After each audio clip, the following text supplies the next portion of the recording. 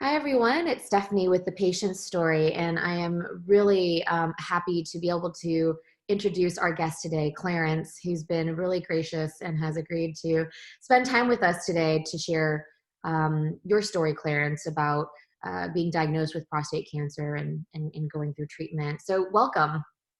Thank you. Before we get started, can you tell us a little bit about yourself? Just a quick sort of, I know you're joining us from DC.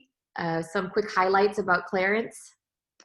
Well, I wasn't born in DC. I was actually born in Greensboro, North Carolina, but I've been here since I was 6 months old. I've lived here all my life. Went to school here, graduated, went to college. Been working in private industry forever. Thought I was retired a couple of years ago and wound up getting talked into another job. And so I'm still working, and actually I work for Care First. Oh, Go figure. okay. And can you describe a couple sentences about that work? Sure. I'm the benefits manager at Care First, which is a part of Blue Cross Blue Shield. I've been there now for almost 2 years, and this is my second tour of duty with Care First because I used to work there many years ago. My very first job out of high school, as a matter of fact, and left there and went on to do some other various different jobs and occupations. But opportunity came up and they asked me to come back, and so I've been back now for 2 years. I'm a benefits manager. Okay. So I manage a group of people who actually make sure that the benefits are correct. They go into the system so that claims can either pay, pin, or reject based on the findings that we put out. Right, right. So you have been on the other side of this too, actually now. So that's an interesting perspective. But I guess getting sucked into a job again is what happens when you're someone they really want to work. They love you. Yes.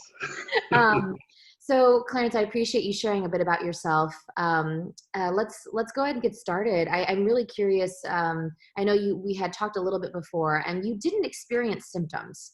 No. But so yeah, how did all of this start for you? It was a routine exam with my general practitioner. Went in just to have a regular checkup, and a part of that checkup was a PSA exam. When we did the digital exam, he said everything was fine, but he ran the lab work and did the PSA, and the PSA numbers came back a little off. His initial response was, "Well, I don't think it's anything serious. Don't worry about it. We'll, look at it and see." So he referred me to a urologist, and I actually went to the urologist that he referred me to. Didn't particularly care for the doctor's bedside manner. So I came home and I called my family and we talked about, my experience and, like, well, look, call the hotline. Let's call Georgetown hotline, the cancer symptom treatment hotline, and see if we can find you another doctor. Did that, found a doctor at Georgetown, went to him. He talked, he asked me why I was there. I told him. He had a copy of my lab work. So he said, well, let's just take another PSA exam. So we did. And I think he also followed that up for MRI.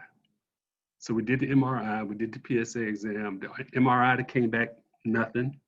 The PSA numbers were like 3. And he was like, okay. He said, well, that's not really that bad. It's not really that high. So why don't we, here's a couple of options. We can either wait and do nothing and you can come back later and we can take it again and see what happens. Okay, let's do that. Right. A couple of months went by, went back, had another PSA exam. The numbers were low. It was like a 1. He said, okay, just wait another couple of months. I waited another couple of months, went back and had another one. The numbers were like 3.1.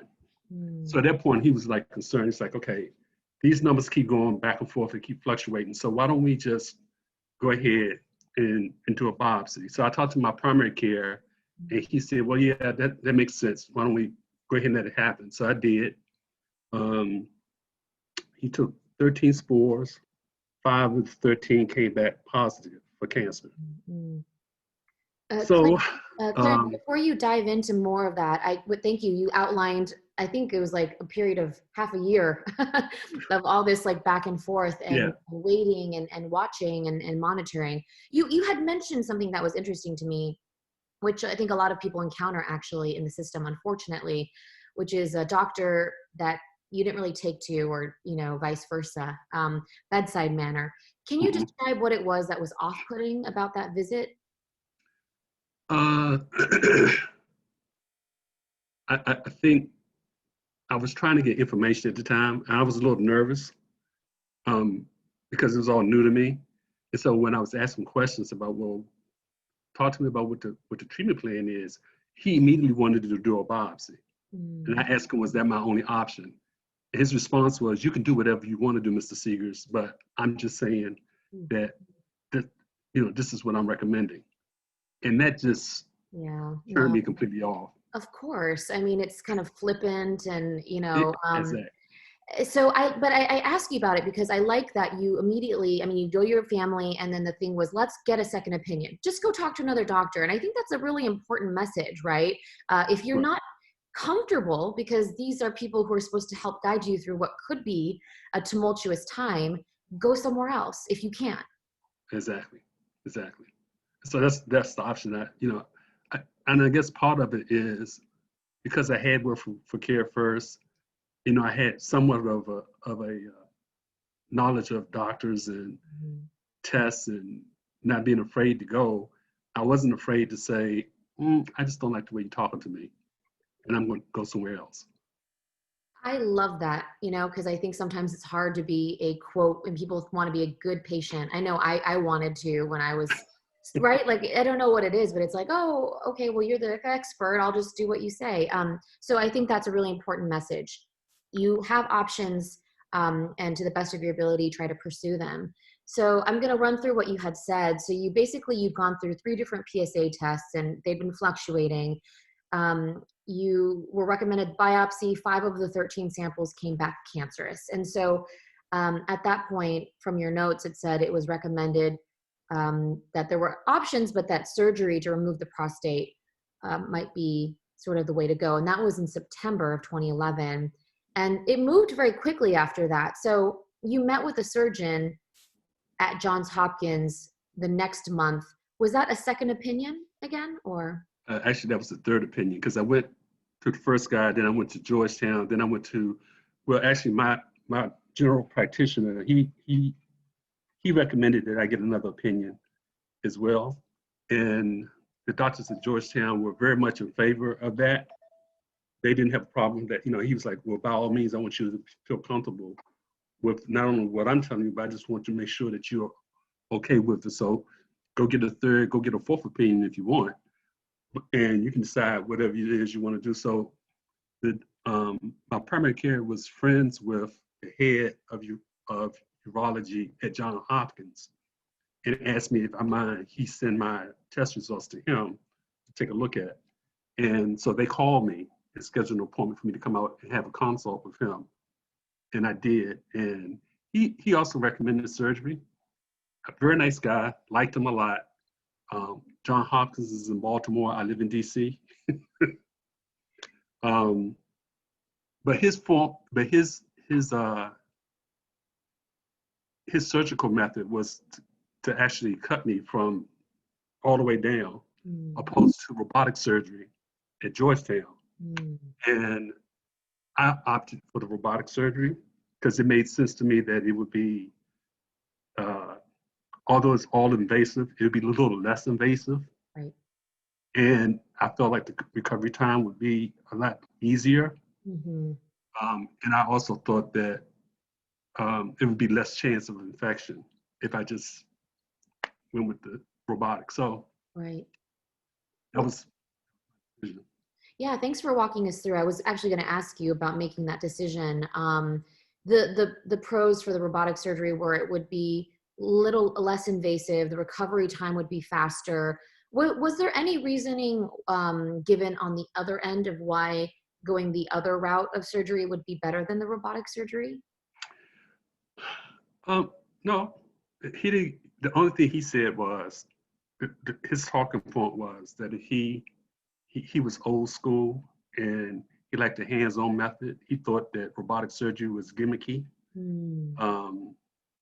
He said that if he'd rather he had been trained with his hands and he'd much rather, you know, perform the surgery with his hands. And if he actually got in and saw something else, that he could just take care of it right away.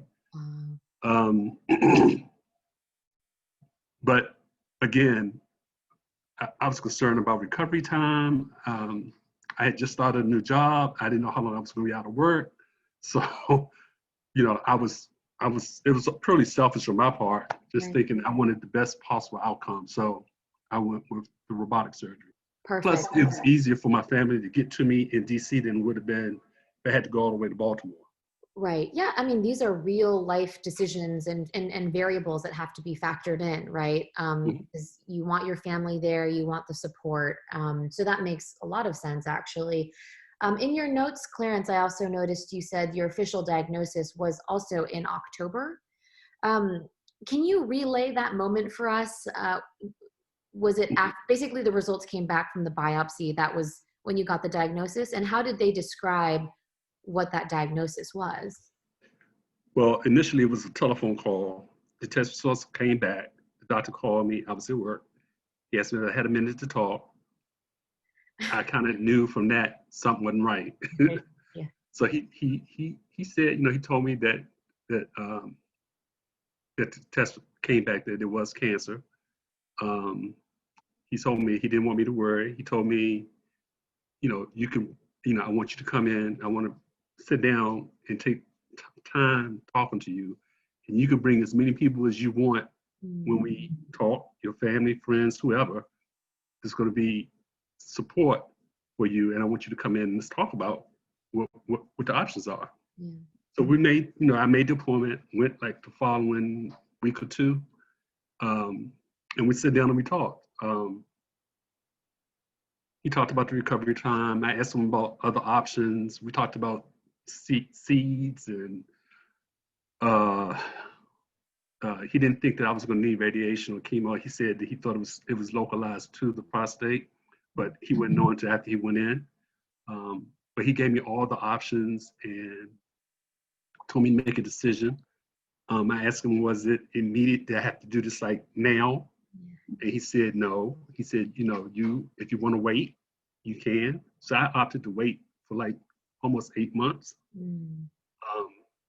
But he made me promise that during the waiting period I would come back regularly for PSA numbers so that he could monitor whether or not they were going to fluctuate anymore, see if it was spreading. Right. And so towards, I guess, probably after about 6 months, he called again and said, look, you know, we waited. Let's just, you know, I want you to really consider this. Let's go ahead and get this out of here before it does start to spread. Right. And how often, Clarence, were you having to go in for those PSA tests during that 8-month period? It was like every other month, like every 6 to 8 weeks, something like that. Okay. And the PSA levels, were they moving at all, or was it pretty? Okay.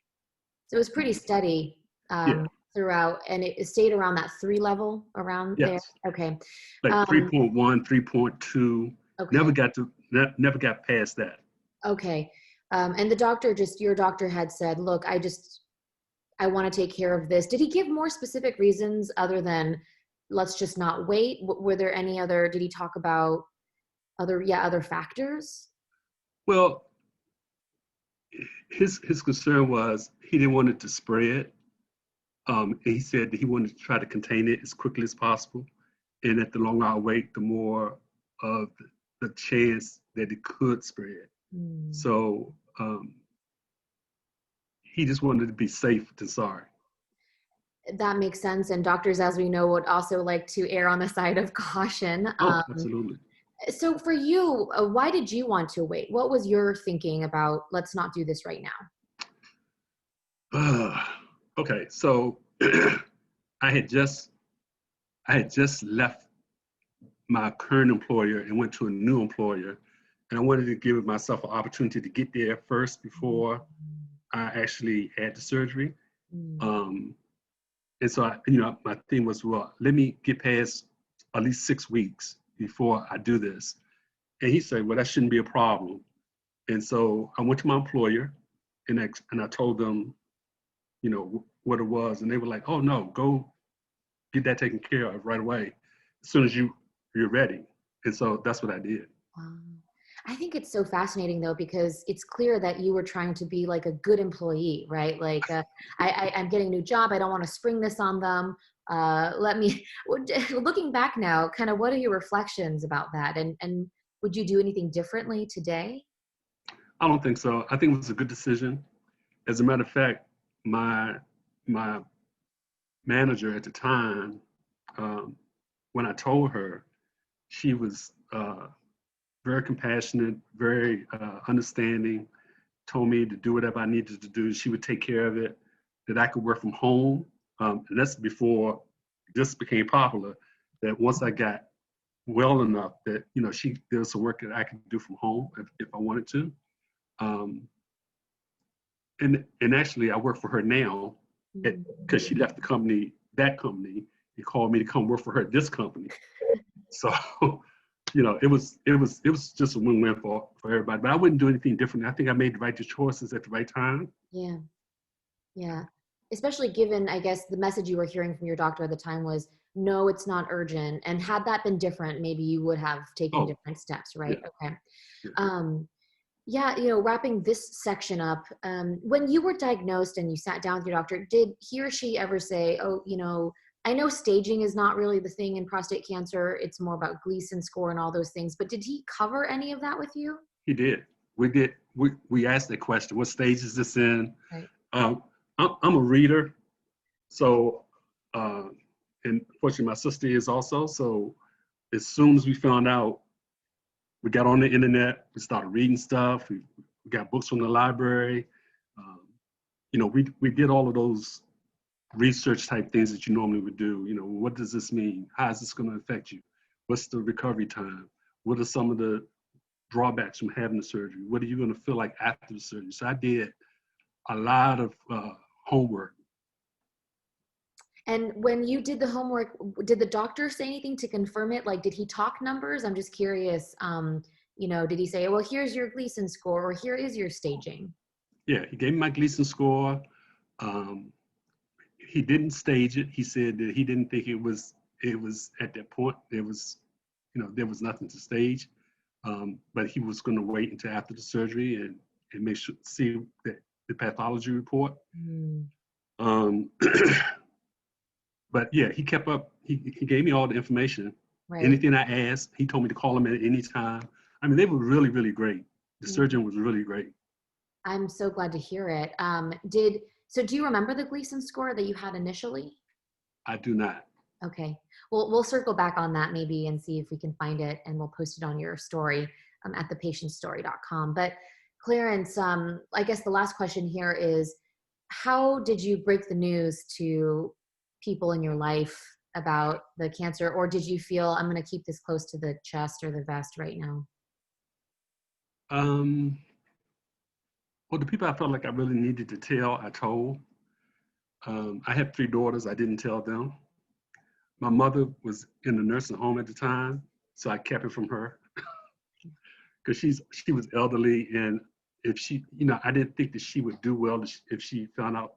So we decided that we wouldn't tell certain people. I did not tell, but then I have a large group of friends that I did share it with, and there were some people in my family, of course, I did share it with because one, I needed to make arrangements for my mom to be taken care of because she would have automatically missed me because I was going to be out of commission for a couple of weeks. So she was used to seeing me sometimes 3 or 4 times a week because I was taking care of her. So like my aunt, I had an aunt that lives here. That was my mom's sister. I wanted to tell her and her family so that they could fill in for me because my sister was going to be helping me take care of me after I came home from the hospital. So yeah, I shared it with some people. It wasn't a big secret. But then there were people I didn't share with. I have a sister I didn't tell because she's very emotional and I didn't want to I didn't need that. Right, right, right. You were looking out for what's going to add to my plate, what's going to take stuff off my plate. Exactly. Do you have any guidance for people? Look, I know it's very individual and it depends on personal situations, but since you already went through it, do you have any tips for people? You get diagnosed with something, it's a lot for you to deal with just in terms of breaking the news or how to handle that. I think honesty is the best policy.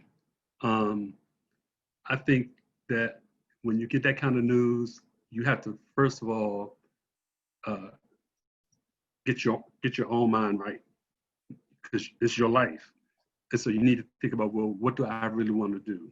You know, and is this something that you can overcome?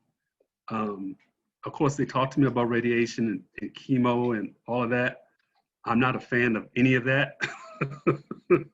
I've had relatives that have gone through it. I've suffered with them through it.